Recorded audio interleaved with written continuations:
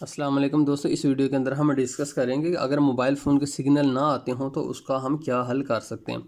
तो ये जो मैं अब यहाँ पर आपको बताऊँगा, ये तमाम फ़ीचर्स फ़ोन्स जो हैं उन पर आप अप्लाई कर सकते हो। ज़रूरी नहीं कि सिर्फ इस ख़ास मोबाइल का है। मैंने ये मोबाइल मुंतखब किया है, लेकिन मैं आपको बताऊँगा इस तरह के कोई भी मोबाइल हो आप उसका मसला हल कर सकें। तो देखिए, जब आपके पास मोबाइल फ़ोन है, जैसे ये है नो सर्विस लिखा हुआ आ रहा है, तो सबसे पहले आपने क्या करना है कि देखना है कि क्या उसका एंटीना बाहर है या नहीं। आपने नाज़रीन देखा, अगर एंटीना इसका यहाँ बाहर आपको नज़र आ जाए तो इस पर आपने एक अंगूठा रख के इस तरह से इसको नीचे को दबा देना है। ठीक है जी। नीचे दबाने के बाद फिर आप जो है अपनी एलसीडी स्क्रीन के ऊपर जो है नज़र रखेंगे, 2-3 मिनट देखेंगे कि क्या सिग्नल आती है। देखिए, नीचे से मैंने यहाँ से इसका एंटीने को दबाया हुआ है। अगर 2-3 मिनट आप देखते हैं इसकी सर्विस आ जाती है, तो इसका मतलब ये है कि इसका एंटीना जो है, उसकी पतरी का मसला था, वो भी हल हो जाएगा। बगैर खोले ही वो मसला हल हो जाएगा। लेकिन अगर 2-3 मिनट के बाद भी सिग्नल नहीं आते, तब हमें मोबाइल फ़ोन को खोलना पड़ेगा। अगर फ़र्ज़ कर ली कि इधर सर्विस आ जाती, तो क्या हमने करना था, यहाँ पर ये देखिए 2 इसके सुराख है, यहाँ पर एक नेट लगा देना था और एक नेट हमने यहाँ पर लगा देना था। ये अब भी लगाना पड़ेगा, ये नहीं कि अब हमें नहीं लगाना पड़ेगा, अब भी हमें लगाने ही पड़ेंगे। उसके बाद ही हम मोबाइल फ़ोन को आगे मज़ीद जाएंगे। नाज़रीन, हम ऐसे करते हैं कि इस पतरी को नीचे दबाकर यहाँ पर एक सुराख कर देते हैं, ये लीजिए, और इसके बाद एक यहाँ पर सुराख कर देते हैं सोल्डरिंग आयरन की बिट से, और हम ये जो दोनों नेट हैं इनके अंदर लगा देते हैं। इसको हम उठाते हैं और इसके अंदर डालकर यहाँ से हम नीचे को इसको कस देते हैं। याद रखिए, छोटे से नेट होने चाहिए। एक यहाँ पर मैंने कस दिया और दूसरा मैं यहाँ पर, अगर बड़े नेट मैंने कस दिए तो उसमें कई तरह के प्रॉब्लम मुझे हो सकता है कि वो यहाँ पर लगे ही ना, और ये भी हो सकता है कि बाद में इसकी ये जो ऊपर वाला कवर है हम लगाएं तो ये यहाँ पर इसके मसला पैदा कर दे। अगर मसला थोड़ा सा अगर हो भी जाए तो यहाँ पर आप जो है सोल्डरिंग आयरन से थोड़ा सा वो जगह को बिठा लीजिएगा नीचे। तो अब हम देखते हैं कि क्या हमारा मसला सर्विस आई है, सर्विस नहीं आई। तो अब हमें इस मोबाइल फ़ोन को ओपन करना पड़ेगा।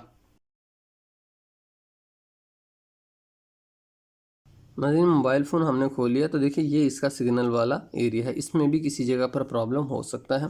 तो सबसे पहले हम इस जगह से इसके कनेक्शन जो हैं वो चालू करेंगे। हमें तो अभी कुछ भी नज़र ही नहीं आ रहा है क्योंकि जगह बहुत गंदी है। तो इसके लिए मैं एक ब्रश के ऊपर MBC डालकर इस जगह के ऊपर अच्छे से इसकी सफाई कर लेता हूँ, ताकि मुझे ये जगह जो है क्लियर तौर पर नज़र आए। नाज़रीन, अगर आप इसकी इस जगह के ऊपर गौर करें, ये जो सिग्नल वाली पत्रियों के साथ अटैच होती है, तो यहाँ पर हमेशा 2 पॉइंट होंगे। एक जो पॉइंट है वो इनमें से ग्राउंड होगा। ठीक है जी। ये पॉइंट जो है ये ग्राउंड है, इसके साथ सारे मोबाइल बेस के साथ भी सभी जगह जो है एक दूसरे के साथ ग्राउंड होती हैं। अलबत्ता जो दूसरा पॉइंट है, जैसे यहाँ पर GSM लिखा हुआ है, तो ये GSM सिग्नल का दरअसल होता है। तो यहाँ से आप देखिए यूँ कनेक्शन जाते हैं, उसके बाद इस पॉइंट में आते हैं, और इस पॉइंट के बाद ये जो है अंदर बोर्ड के अंदर IC के अंदर चले जाते हैं। आपको नज़र भी आ रहा होगा क्योंकि ये सारे सब का रंग एक ही, इसलिए वाज़ेह नज़र नहीं आ रहा, लेकिन अगर वैसे देखें तो मुझे नज़र आ रहा है। ये देखिए अंदर से ये कनेक्शन निकल रहा है यहाँ से, फिर ये इस पॉइंट से होता हुआ फिर ये सीधा जो है यहाँ पर आ जाता है। तो अब हो सकता है कि रास्ते में कुछ टूटा हुआ हो, तो हम एक टांका इधर लगा देंगे जंपर, और दूसरा हम यहाँ से इस पॉइंट के अंदर ऐड कर देंगे ताकि सीधा अंदर कनेक्शन चले। अगर रास्ते में कुछ टूटा हुआ है तो हम वो उसको बाईपास कर देंगे। तो सबसे पहला काम तो ये है कि यहाँ से कनेक्शन आप लीजिए GSM वाले पॉइंट से, और डायरेक्ट जो IC जहाँ पर जा रहा है कनेक्शन वहाँ पर आप उसको लगा दीजिए। ये आप थोड़ा सा गौर करेंगे तो अब बड़ी आसानी से पता चल जाता है। ये कोई इतनी मुश्किल चीज़ नहीं है कि आपको समझ ना आए। मेरा ख्याल है कि आप जितने इंटेलिजेंट हो, आपको पहली दफ़ा ही आप गौर करोगे तो आपको पता चल जाएगा यार ये GSM का कनेक्शन ही वाज़े जा रहा है।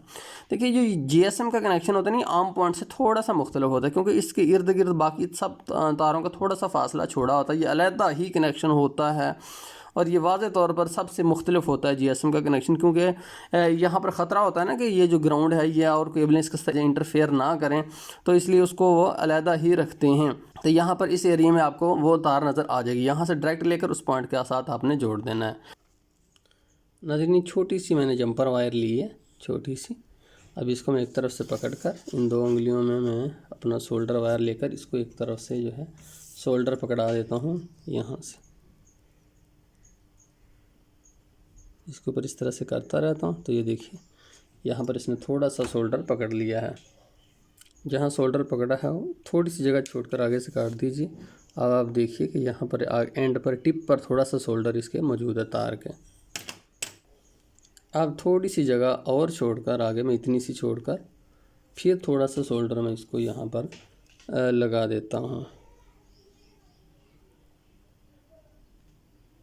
ये लीजिए, यहाँ पर भी इसने देखिए यहाँ पर सोल्डर और थोड़ी सी जगह छोड़कर फिर थोड़ा सा सोल्डर मैंने लगा दिया।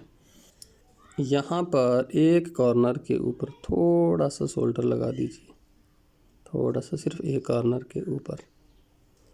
देखिए कितना बारीक थोड़ा सा मैंने लगाया, कितना थोड़ा लगाया। अब उस जंपर वायर को लीजिए और इस पॉइंट के ऊपर रख के ऊपर से सोल्डर से आप टच करेंगे तो वो पॉइंट एक दूसरे को छू लेंगे। चिमटी से इस पॉइंट को उठाकर अब इस पॉइंट के साथ आप जोड़ दीजिए। यही हमारे पास इसका सलूशन है। इस वक्त हम टेस्ट करेंगे।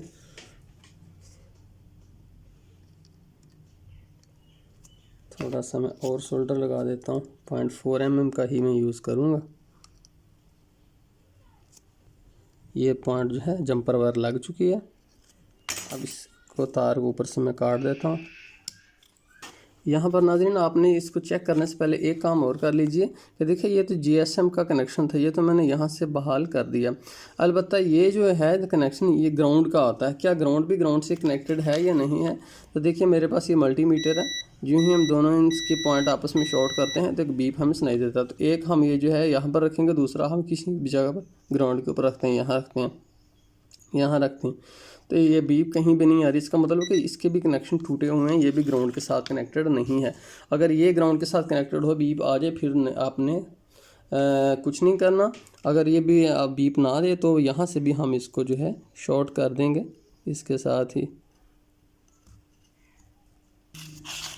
छोटी सी तार लेकर मैं यहाँ से इसके ऊपर सोल्डर लगा लेता हूँ और फिर यहाँ से मैं इसको एंड से काट देता हूँ यहाँ से। अब मैं इस तार को यहाँ पर अटैच कर देता हूँ। ये लीजिए। उसके बाद मैं आगे यहाँ से ग्राउंड, ये भी इसका ग्राउंड ही है, इसके साथ इसको अटैच कर देता हूँ। अगर अब मैं दोबारा चेक कर लेता हूँ कि क्या ये जो कनेक्शन है ये ग्राउंड हो चुका है या नहीं हुआ। अभी एक मैं यहाँ पर रख लेता हूँ तार, दूसरी यहाँ से। देखिए अब ये भी जो है ग्राउंड हो चुका है।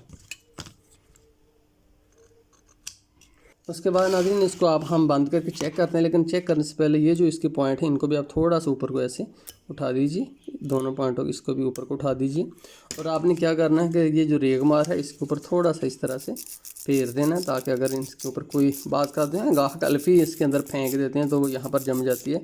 उसका आप ध्यान रख लीजिएगा, कहीं अल्फ़ी तो नहीं इसके ऊपर, ना इन पॉइंट के ऊपर और ना इन पॉइंट के ऊपर। अगर अल्फ़ी हो तो उसको आप रगड़ लीजिए।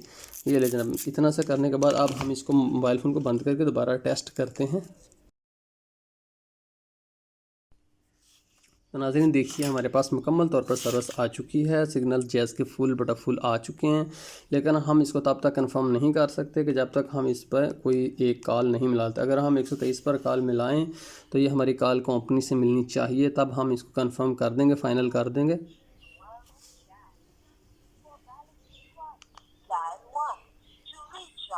ये लीजिए नाज़रीन हमारी जो है जैज़ से कॉल मिल गई। इसका मतलब ये है कि इसका नेटवर्क के साथ प्रॉपर कनेक्शन है, तो ये इस बात को कंफर्म करता है कि हम इसको बिल्कुल फ़ाइनल अब कर सकते हैं।